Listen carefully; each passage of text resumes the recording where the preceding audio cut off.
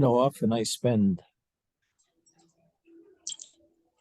hours trying to think about what to say at satsangs, just like Robert used to do.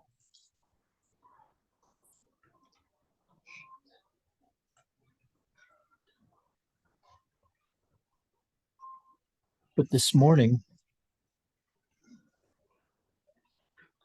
I realized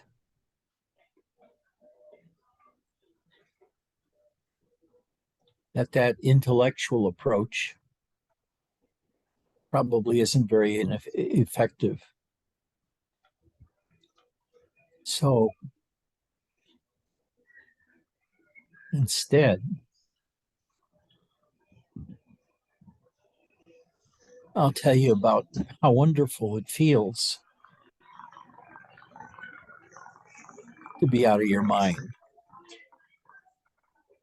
where your mind doesn't influence you in any way. It's just there doing its thing, but I'm not paying much attention unless I need it. Is the sound all right? Yes.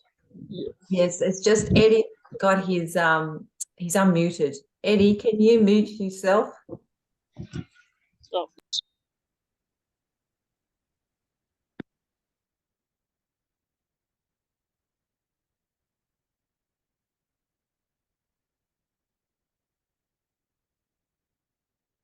The trouble is, it's really hard to describe how great I feel.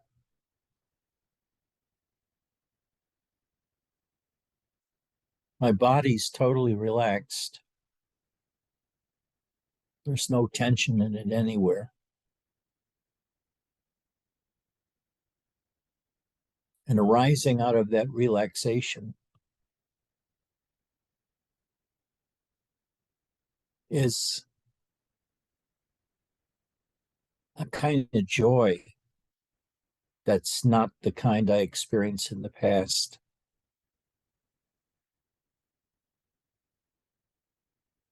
There's no question here of searching for anything. I don't want to search for anything. There's nothing I want anymore.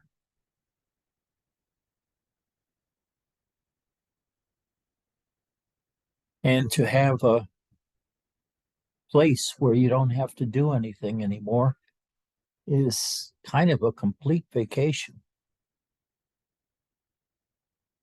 Vacation from the bullshit, from all the talking, all the ideas, all the philosophies. And just say now, my body feels, I guess you could call it ecstatic.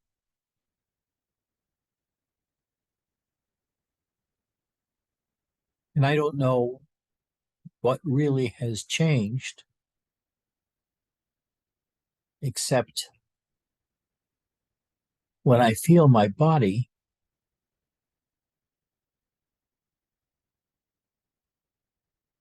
it feels brilliant. It's hard to say. I can feel everything in my body.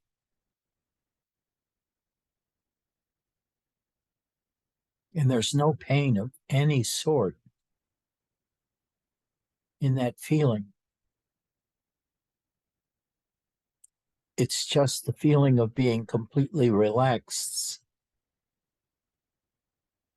Allows the whole universe to flow inside without any hindrance. And that makes me feel happy. And that's the wrong word for it, too. Ecstatic. And sometimes the ecstasy is low-key. Sometimes it's all-embracing.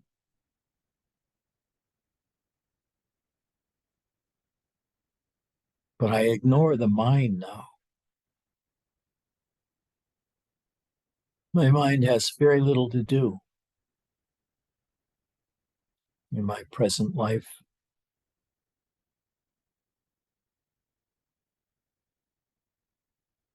And I feel sometimes a little resentful when things come up that I must do, like pay taxes or something like that. Because the feeling is so joyous. And I don't think about now all the things I used to think about, including not feeling good anymore, like it used to be back in the old days, where just life dragged me down. My mind was actually the source of life dragging me down because I had all the things to do and the responsibilities to think about. But now that sort of happens naturally in me.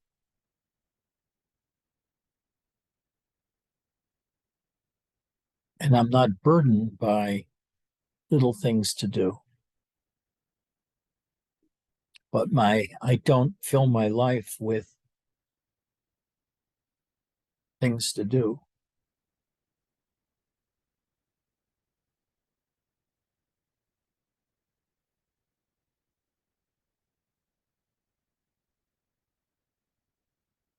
You know, when you're retired, I think there's a tendency to think too much in between your relaxation. But I don't. Sometimes it feels, or I feel, a little bored because not much is going on compared to the old days.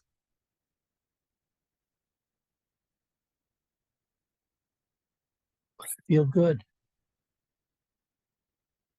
feel happy, joyous with the way my body feels.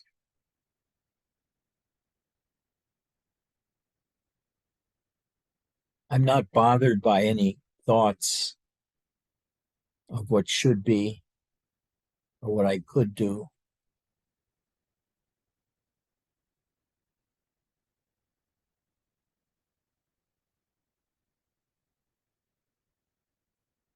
Probably the only thing I think about here that's sort of a constant thought. And by that, I don't mean constantly, I mean once a week or something like that, where I wished I didn't live here in this high heat summers. And the water is sort of absent here. There's no water here, except it comes out of the faucet.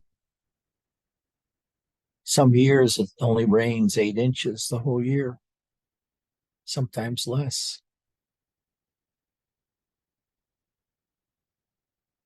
And I miss the water. I've always been around water. It feels lovely to be able to go outside early in the morning or early in the evening and feel usually the ever-present breezes that the borderline between water and shore create. The wind flows towards the higher temperature.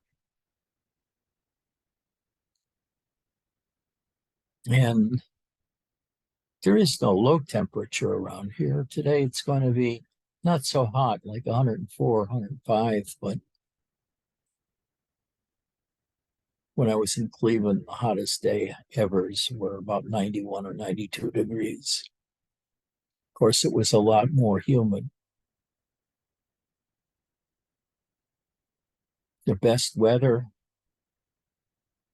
I ever lived in was when I was living in San Francisco and also in Santa Monica for the longest time. It never got too hot. It never got too cold. Even in the winter in Santa Monica, all that was needed during the deepest cold was a very light jacket.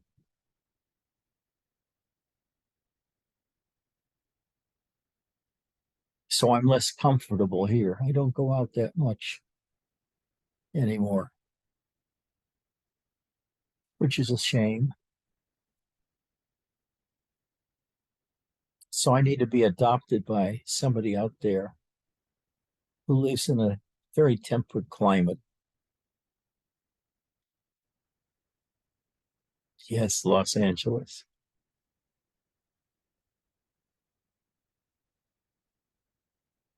Do you have a house nearby or a second level on your house?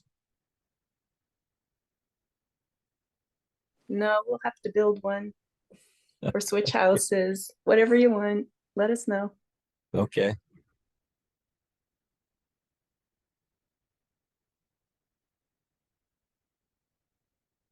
And I have here my joy, which is my cats, all four of them. I love having them walk on me when I'm doing satsang.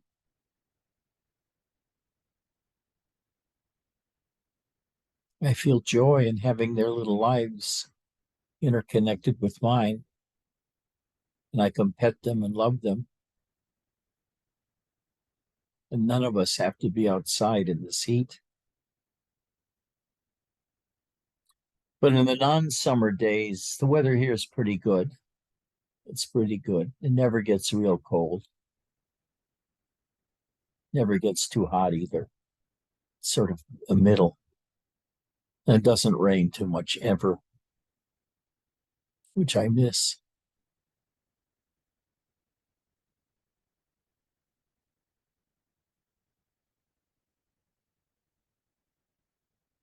The best weather ever was San Francisco.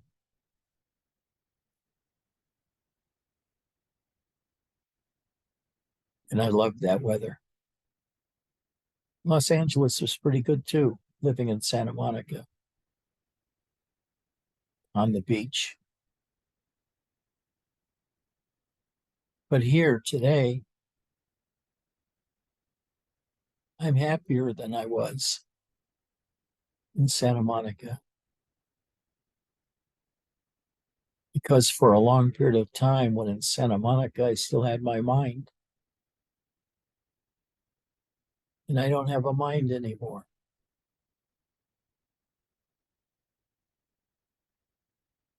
It's just like the sound of a fan blowing in another room. But if I need to use it, it's there automatically. But I don't find much need to use it. It's a life of relaxation. It's a life of feeling good. It's a life of really feeling alive because I'm aware of the body on the various levels that exist, from the superficial level of seeing and talking to the deeper levels inside of me when I'm not talking. And those are really not describable at all. But each part of the body seems to have a little different feel. My back, my shoulders, my gut, my legs. They all feel alive in a different way, but they all accumulate into one kind of overall feeling, which is a feeling happy with the way my body feels.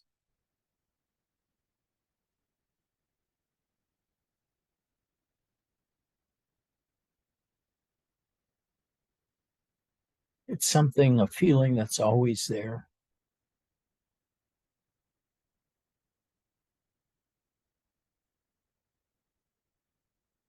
A lot like the sound of an air conditioner.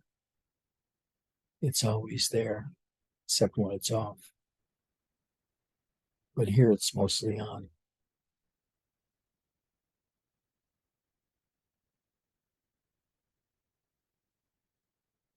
Very rarely now, I get in an argument with Karima.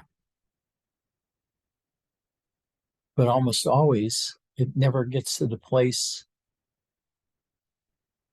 where there's a loud voice involved. It doesn't bother me that much.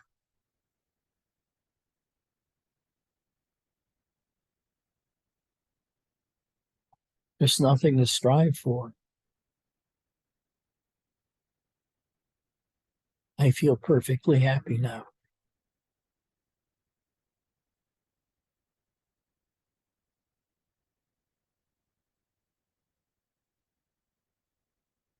There's no need to go on vacation.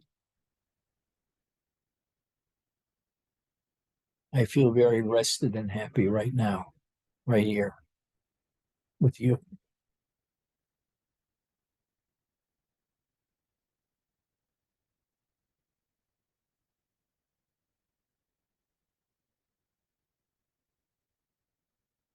I know there's at least one person here who's torn apart with activities and responsibilities. And I know how hard it would be to feel a sense of constant joy in a situation like that. I urge all of you, if possible, to become unemployed or employed in a non-stimulating kind of work that doesn't force you to pay a lot of attention to it and make a lot of decisions.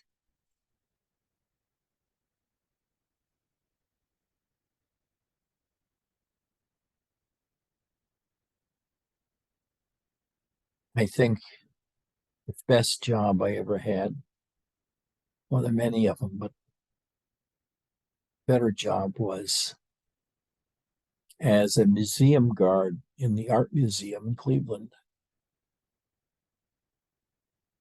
All that I had to do was stand around and look pretty. And if there was nobody in the room, I sat down. And I got paid for it. I got to see all the art in the world. And we were heavy there. And at that time, in Egyptian stuff, mummies, tools, drawings, etc. 4 whole floors of that. They had 6 basement levels of basement and 2 or 3 levels of above ground that had the various areas marked off for certain subjects.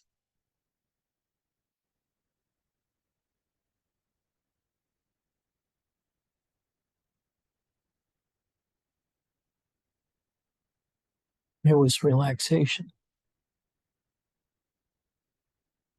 And it's only in retrospect I realized how unrelaxed my life was until a few years ago, when I lost all interest in doing things in the world.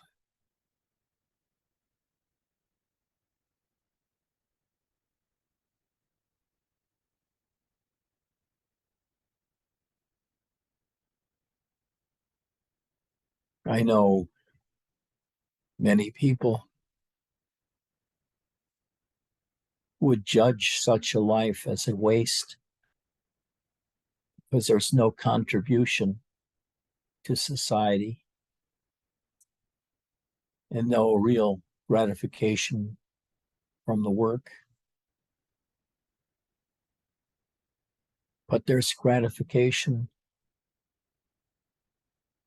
from the lack of stimulation and the need to respond to things on a constant basis. So instead, you can be still and be inside yourself.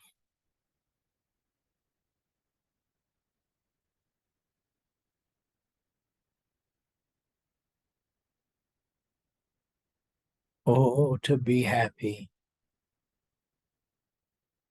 and not needing anything.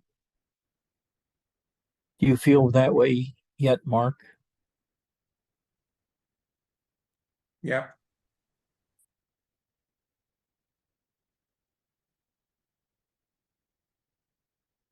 Ian?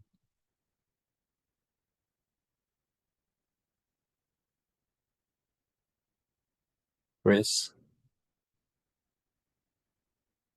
Or you're getting there yet?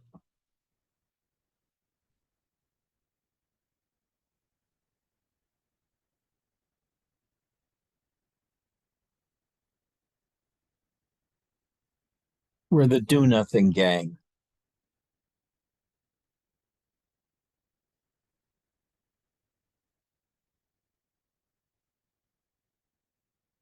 The people that make no contribution towards society and are only interested in feeling the bliss of no mind.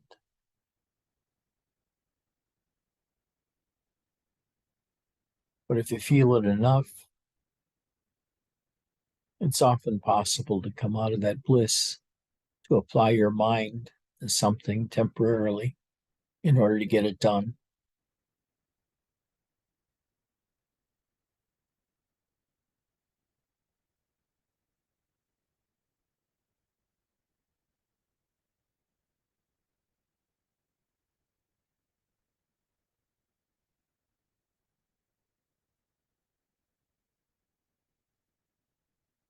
I'm relatively healthy too,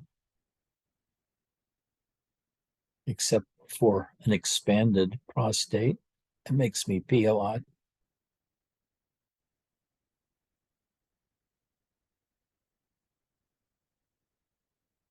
My body feels healthy. I don't eat much. I find not that much desire to eat. I'm more interested in being quiet and feeling the bliss of nothingness.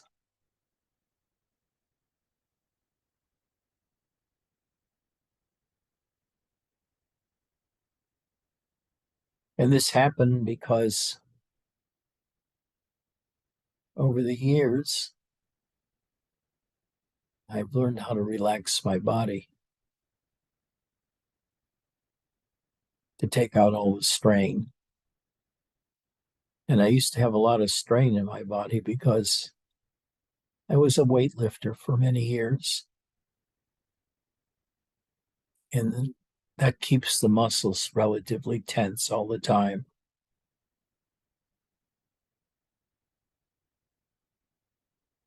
And I had to lose that tension. Then there's the tension that comes from having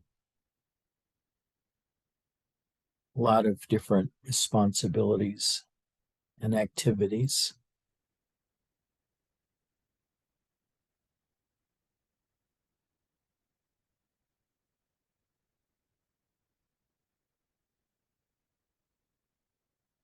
And there's a lot of people here who have a lot of activities. Well, not a lot of people, a few. And when they're at that activity level, unless they're totally used to it and can relax during it, causes body tension which is carried like a 20-pound or a 30-pound weight hanging from your head or back. And when it goes, you immediately feel the release of the tension inside yourself from carrying that weight around.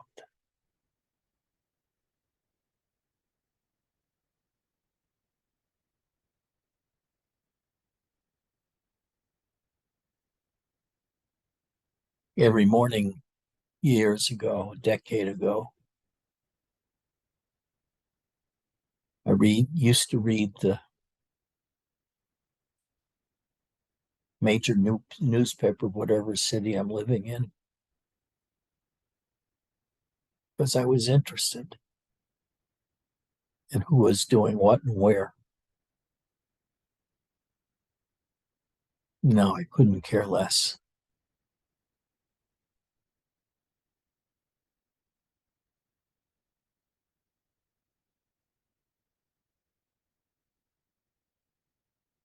Hitting age 65 and the ability to retire with money coming in from the government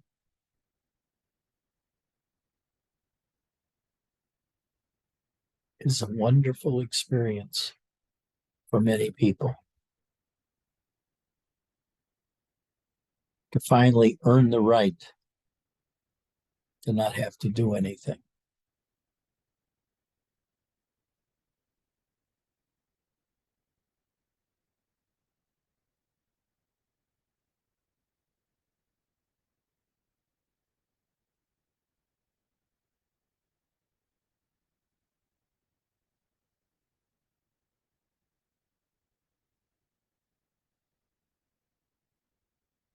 Yet I see when I'm on the computer news,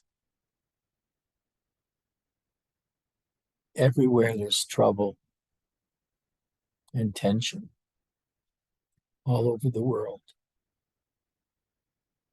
The tension of starvation, war, being exploited.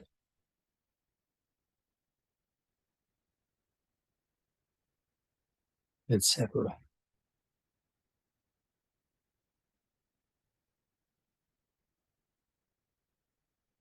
But you gotta try as much as possible to get rid of all excess responsibilities. And sort of drift off into the bliss of nothingness. Then you can become a teacher and take other people along with you.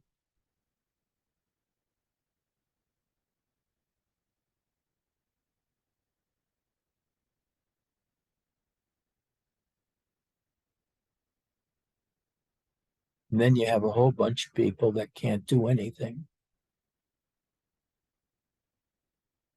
which is a win for the people participating.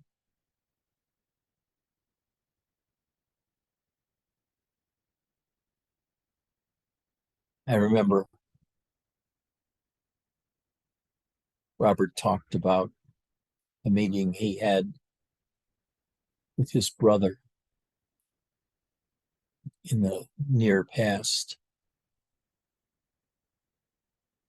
wherein his brother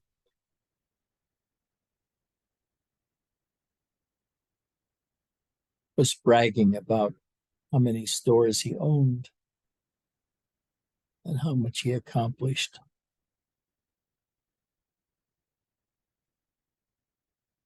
And Robert merely asked him, "Are you happy?" And the brother broke down and admitted he wasn't. He had too many things to do, too many responsibilities. And he just cried talking to Robert. about how tough his life is.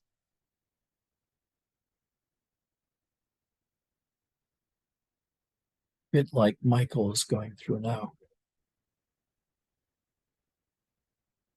A lot of responsibilities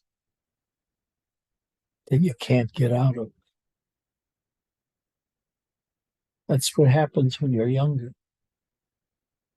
People try to pour responsibilities onto you because they don't want to do it. They don't want to get involved.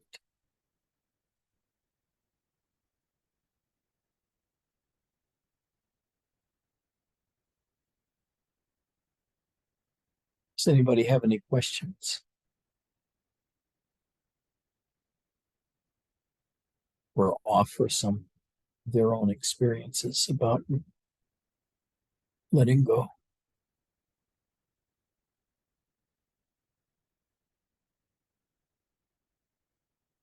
What about you, Mark? Well, I take issue with the fact that you're not contributing to the world. What do you call this?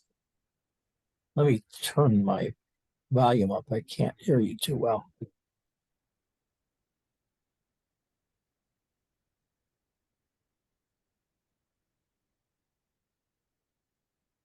I turned up my volume too. Is that Okay. am I better now? No, I'm not contributing anything to the world right now. I'm trying to take away. I think you're like a drugless version of Timothy Leary. I don't know if you remember Timothy Leary, but the tune in, turn on, and drop out. So it's like Timothy Leary without the drugs. You're advising people to opt out of the system because the system is punitive. The system is contracting. It is what's causing a lot of people's dissatisfaction with themselves and with existence. So You're thinking too much. How do you feel? I feel great. I feel great compared to about compared to the way I used to be.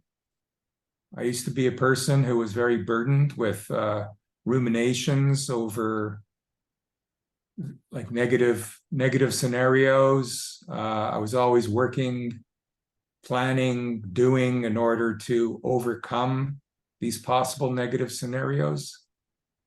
And there was always a constant tension in living like that, and living like one has to combat reality in order to feel okay. Can you tell me about what you feel in your body now? I feel an ease in my body. Right now, the beingness is like minimal, but it's still very pleasant. It's just like a light dusting of euphoria. I feel throughout, especially in my thighs, I guess because I was walking earlier, but I could feel the life energy. It's very calm, soothing. You once talked about like feeling like you were cradled by the hands of God or something, like you're in the right place. The universe loves you, you love the universe back, that kind of thing. Just not having anything to overcome, just being peaceful and blissful. And at times the euphoria, the beingness, becomes the main event. But right now it's just kind of like a trickle, but it's a very pleasant trickle. But sometimes it becomes like a mountain of euphoria, a mountain of bliss that's all lit up with sound. There's always the sound, there's always the visuals, and there's always the feeling. But it's not always obvious unless I close my eyes and deepen into it. But it's always there, even when I don't think it's there. If I look, I say, oh yeah, there it is. It's just kind of receded. And I'm always in that place where beingness is. It's just not always at equal intensity, which is fine. Because if it was always at maximum intensity, I'd probably get really tired of it. There's limits. There's reason why it comes, why it's not always at full volume, not always at full intensity. But yeah, I've been like this, I'd say the last year and a half, especially. I've deepened, I've overcome some remaining identifications with the old mark, with the mundane mark. Overcome some of those, and it's really not. It's hard. It's easy to overcome the mind when the mind has become basically not doing much anymore. Most of the time, my mind is like absent. Good. Yeah. And when Bernadette? thoughts come, they're not bad thoughts. They tend to be like just neutral or like creative thoughts, but they're very rare. So I just want to add that. Yeah. And Bernadette, what about you? Yeah, a lot of the same stuff you and Mark were saying. I feel much better now that I don't listen to my mind. It doesn't make me active. I feel varying levels of what you guys were talking about, bliss, and it's kind of medium bliss right now. Sometimes it feels like love, like absolute love, and sometimes it just feels like contentment. There's always some level of it going on, and the mind says things, but I don't act on it, especially if it tells me there's a problem. I just take that with me and sink down into that blissful power and let it take care of it. And what's really weird is sometimes I'm starting to feel other people's problems like that and taking them with me into that. And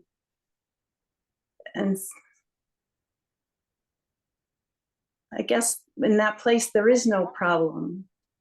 And I don't know if the people are affected. I think they are, because I see my son becoming a lot calmer. I don't know. It just feels so much better to live this way than in the mind. The mind is torturous. I don't want to go back there. And I do get in a little bit of an argument with Chris sometimes because I don't want to talk. And he wants to. Sometimes I'll just say something in passing, and if he wants to ask me 5 questions about what I just said, it's already gone, and I don't want to go there. And then he's there, Yeah. oh, you can talk, but then you don't want to listen to me, and it's like, yeah. So I don't know, but I'm trying to. I don't know. How does your body feel right now? Calm, relaxed, and a very gentle energy just pulsing through, just making me feel content. And yeah, there's no desire to think about things because just that distracts me from it.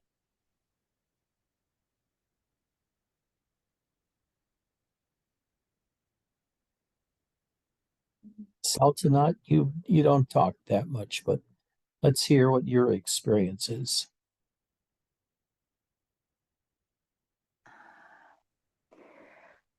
I don't know.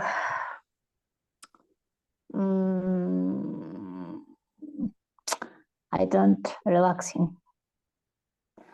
It's my problem. I don't know why.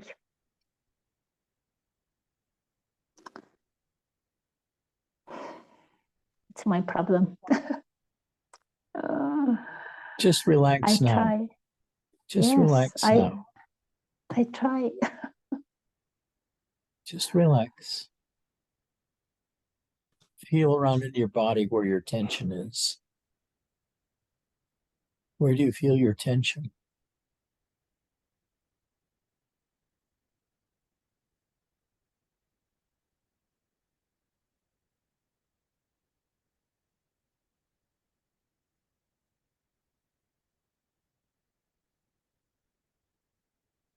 You feel it in your head, your back?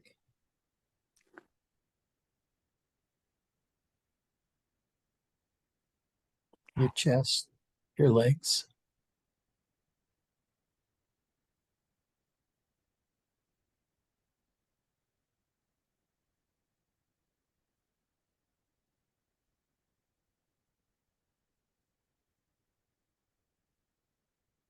Everywhere? Nowhere?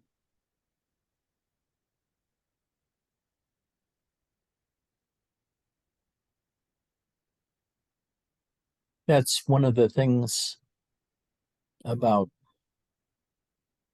my brand of spirituality,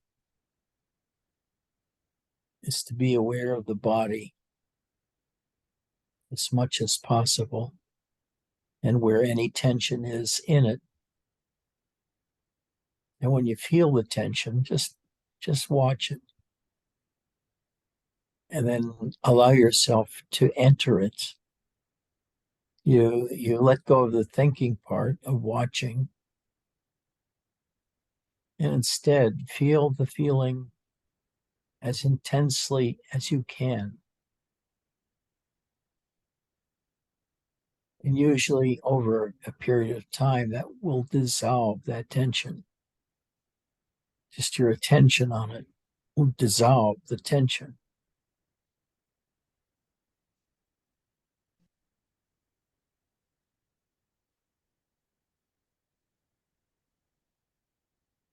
What about you, Ian?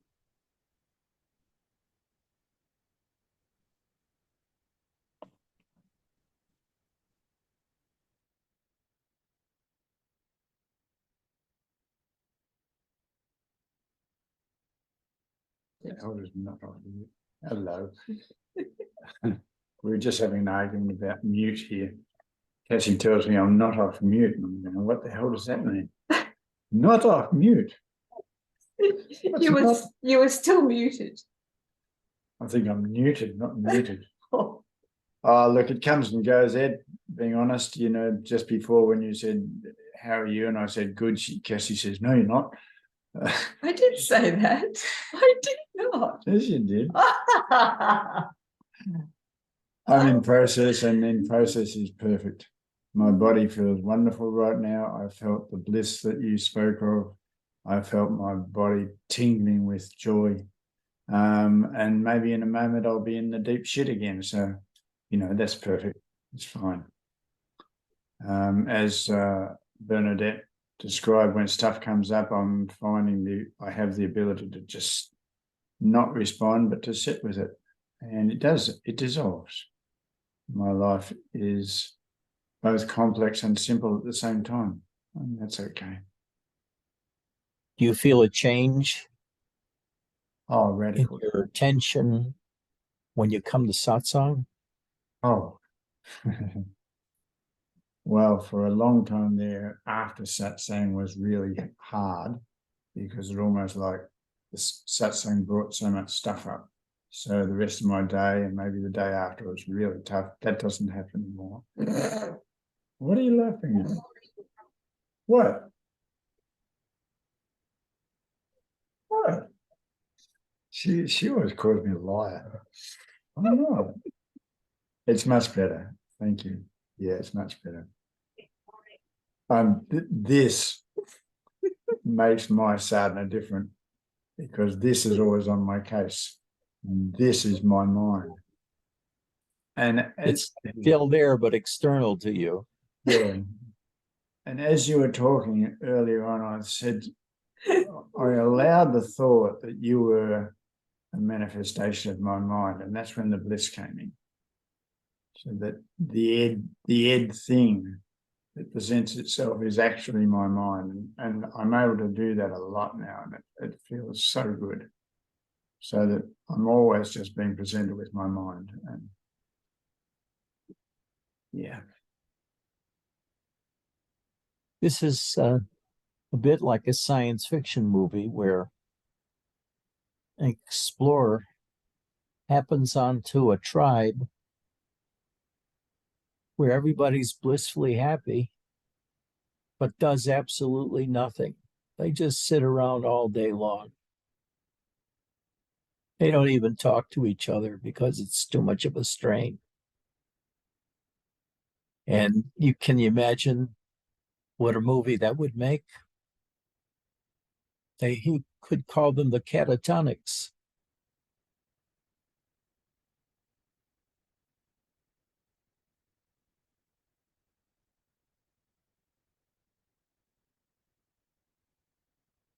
Eric, how do you feel?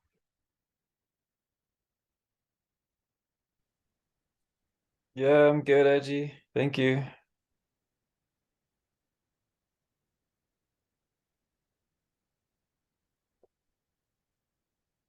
That's all you got?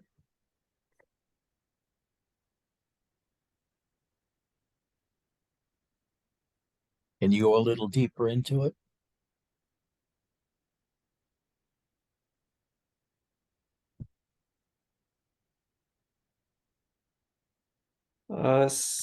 Yeah, sometimes I get caught up in doing too much and making things really busy and distracting myself with the busyness. So I'm working at that. I just quit my job, so that'll help. What were you doing as a work? I was helping this company grow mushrooms and microgreens. Was that a high pressure job? Watching mushrooms grow? It was a busy job. There's just a lot to do. And I was in a management role, so there's a lot of organizing. Okay.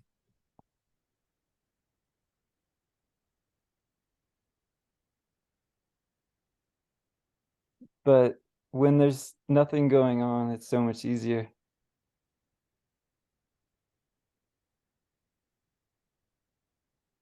To land back in to joy.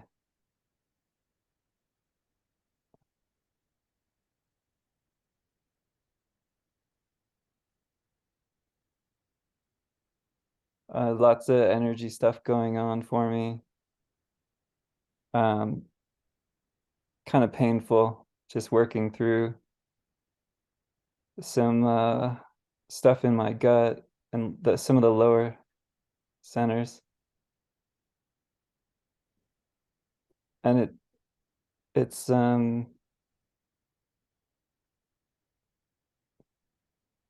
like I'm in heaven and hell at the same time, a lot of the times. Because there will be an immense amount of bliss and joy, but at the same time, a lot of contraction. And so I've been working at relaxing more, trying to relax into where the energy is moving through, pushing on. Does anybody here at this time feel movement in your spine? Energies in your spine?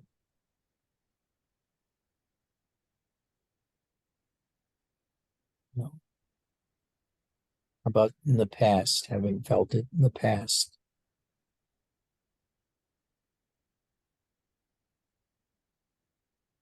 Okay. That was one of the toughest areas of my sadhana, was dealing with all the activity of the kundalini in my spine and how it kept getting stuck at my heart level. And it's pretty painful. Kundalini went up my spine and it felt exactly like a sharpened pencil, about the size of a pencil, on the right side of my spine, driving up easily until it got to the level of the heart. And it couldn't penetrate with the blockage in the heart. So I felt an immense amount of pain there. And that happened to Rich off and on for years.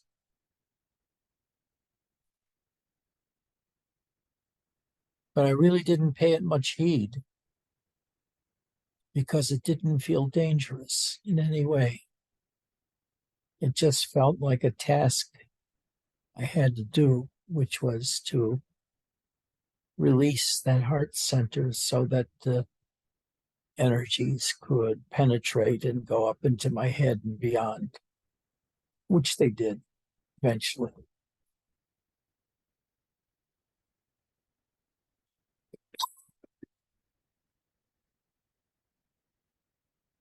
Does anybody have more questions or comments?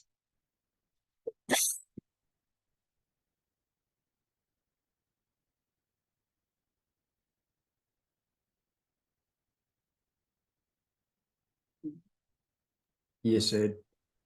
In your opinion, is it easier for women to get in touch with their bodies than men? Yes.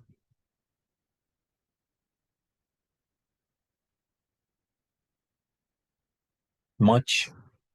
It's kind of dramatic. Men seem to be more focused on doing tasks and accomplishing goals. And when you do that, it's real hard to be aware of your body in terms of the way you have to in order to really feel it instead of use it. When you're busy using your body to accomplish something, it's really hard to find that free-flowing bliss and energies that come when you don't have any goals anymore. Like right now, I know I should write another book. The last one I wrote was in 2014 or 2013. So it's been about 10 years. And I know a lot more. I understand a lot more. I've changed a lot. But I can't get any energy to actually start it. I guess what I could do is look at all the satsangs that are up on videotape and extract what I say there and put it into book form. But that would require effort. And I don't need to do effort anymore. Fuck, so what if it doesn't get written? Will the world end? No.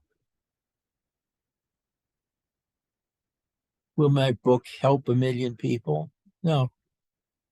Will it help 10? I don't know.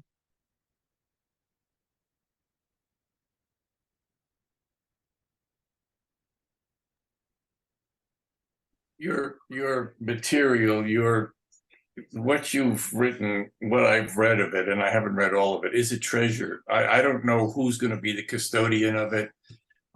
You rank with Osho as far as, I mean, he never wrote a book. He's got 200 books published by the people who are controlling his estate. But I think what your blog,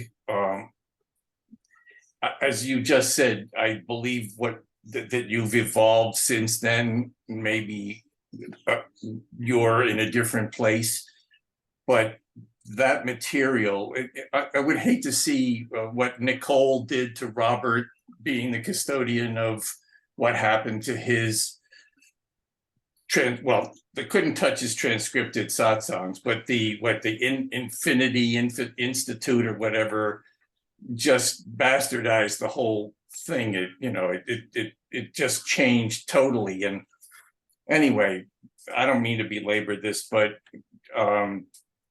just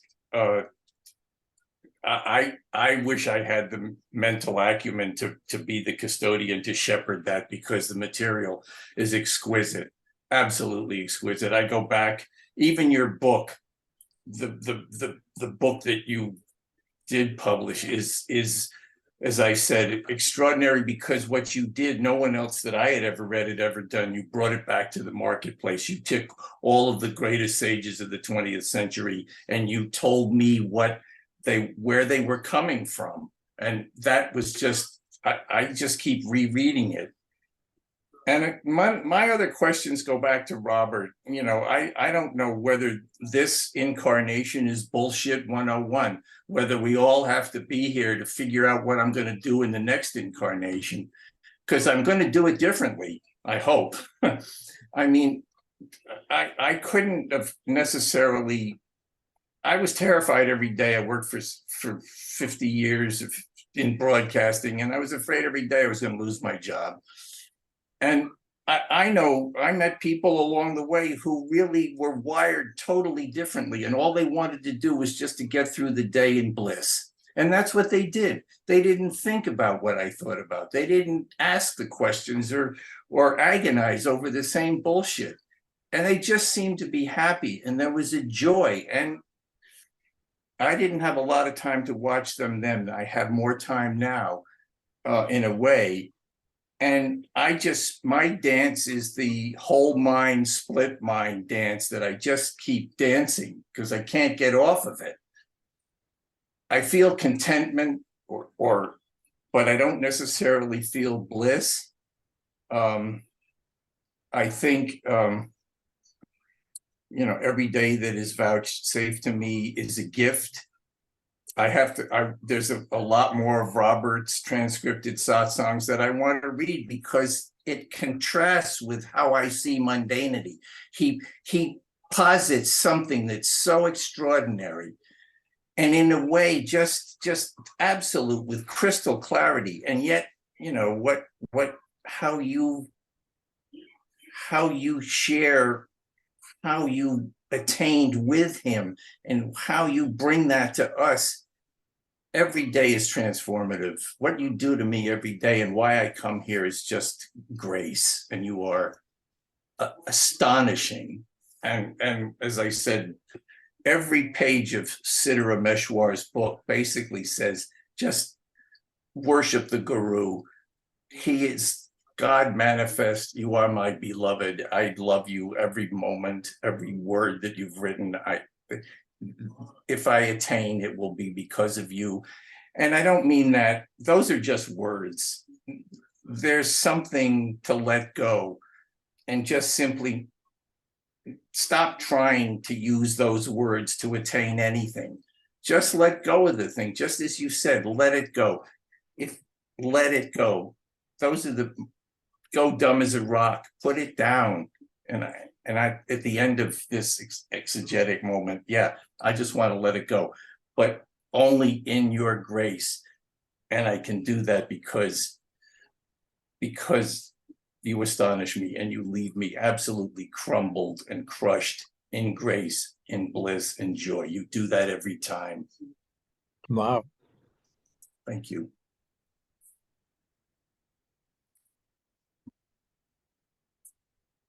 That's certainly the right attitude. Somewhere in there. Somewhere in there. It wasn't until I was with Robert for about 3 years that I could surrender like that. I had to test him out. And then I said, there's no point in not letting go and trusting him. I knew right away when I read your It's Not Real. I knew right away. Terrence Gray, Way Wu Way, his 9 books, he was probably the same vintage as Robert. He spent 17 years in India, much of it with Ramana Maharshi. He fully attained with the Ramanashram, whatever that means. His first book was called Ask the Awakened, the Negative Way. And I can only read about a page or 2 at a time because it isn't intended to be so convoluted that it doesn't make any sense, but anyway, you leave me in a much more extraordinary place that is much more amenable and is a template to mundanity, which allows me to function in the world. That's what my takeaway every time. I don't want to keep rambling on, but that's what you do.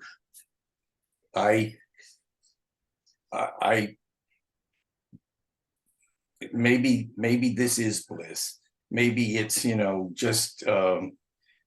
just the absolute grace that being God manifest and being allowed to experience the bliss of every moment, and just being smart enough to put it down and shut up and enjoy it. And I'm going to do that. Thank you again. Thank you, Jay. I love you, That Eddie. was sweet.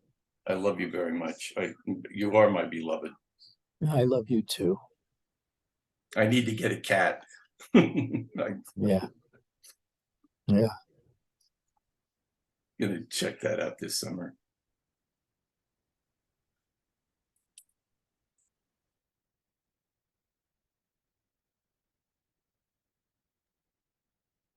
Can we hear from Eddie? Eddie's face has been so lit up. Edgy, can I come visit you for a week? Write me. Okay. I haven't been having visitors for some time because of COVID, but I did before that. Michael and Maxie used to spend a lot of time here. Okay, dokie. Thank you. Okay.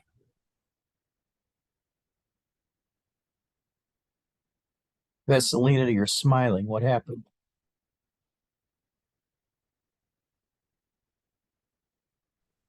Well, you couldn't remember that I visited you too. Oh, I remember, but you weren't here as long as those two were. Yeah, But it was very delightful having you around. yeah, Even same. Garima said she'd like to have you come back. Right, yeah. You have a winning personality. Okay.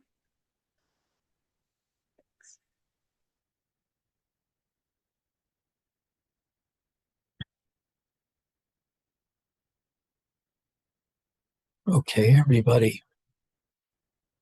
Just relax now. Fall back into yourself.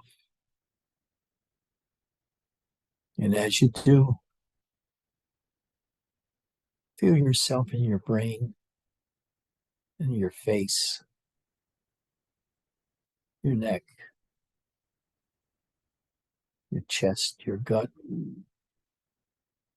your hips, your legs, your feet, and your arms. That's all you there, circulating, breathing, heart beating. It's so wrong to think that spirituality means transcending the body. In fact, it means owning the body. But at the same time, you see the body's not you, but you have identified with it. Where you are and what you are has no qualities. You'll never find out who you are. You can go to a place of feeling inside yourself where recognition and movement takes place, where the command center is, so to speak, of your personality and of your life. But when you're there, You'll know that that's the center, but it will not seem different than any other place. I bored myself, I guess.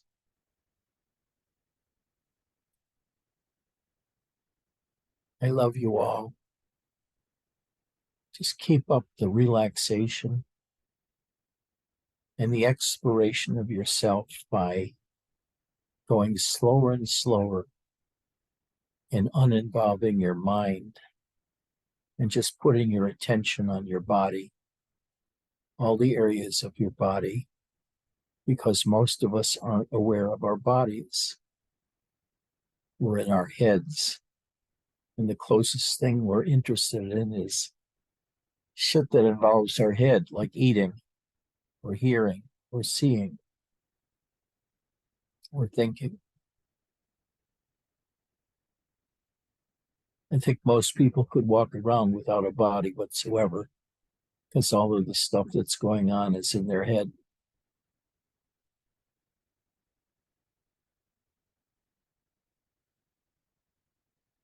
So relax.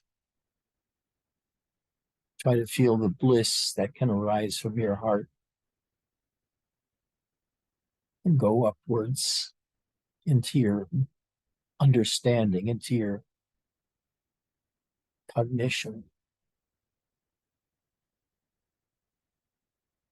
And then downwards in your whole body to feel the life going on in all of those different places and how it all has a kind of signature by which you can recognize it that's felt in the body.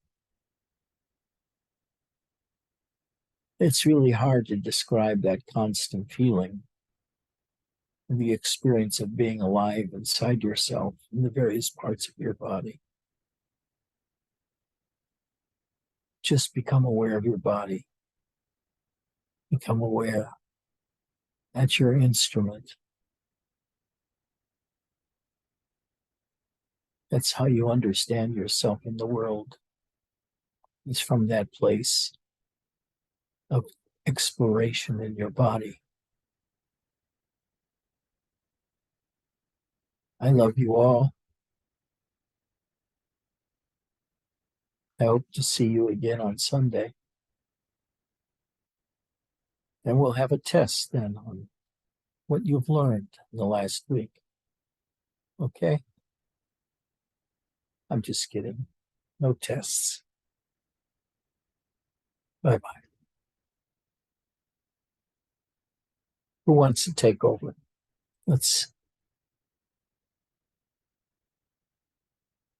You pointed at Cassie. Is that a revenge?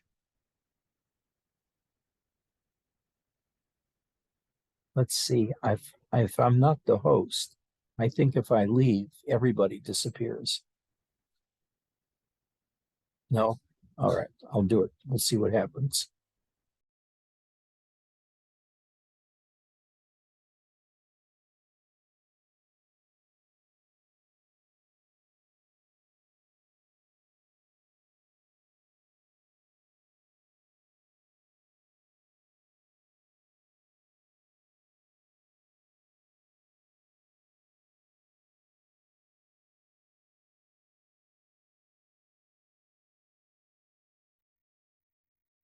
Eddie, I hope that you get to able to go and see Edgy this time.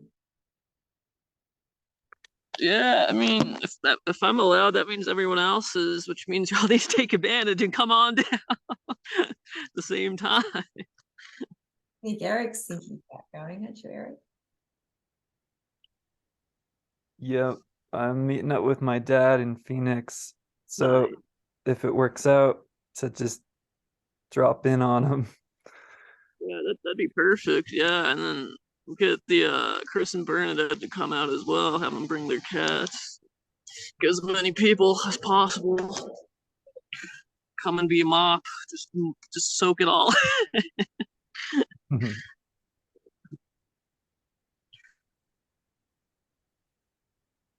So hopefully that ends up working out, and we're all able to go there. Like,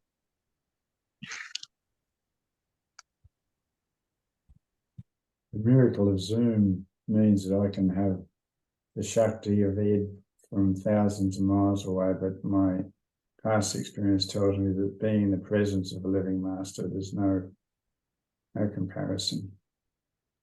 I guess what we could do for you, Ian, is like if any of us end up going, we could just like just do a Zoom call every day for you that we can see you every day with us instead of 20. Because that was the thing that shocked me the most when I first heard about it. I'm like, oh, I wonder if he's real. And then all it took was like one Zoom meeting. I'm like, holy shit, it like goes beyond like being like in his like presence. Like that's what like blew my mind the most is like even Zoom works. So I was like, yeah, that like that Yeah. destroys like that just like destroys your mind. You're like, how is this possible? He's real. He's the real deal. Yep. He's a rock star. Yeah. Cassie, can we end the recording? Oh gosh, sorry. Before we say something really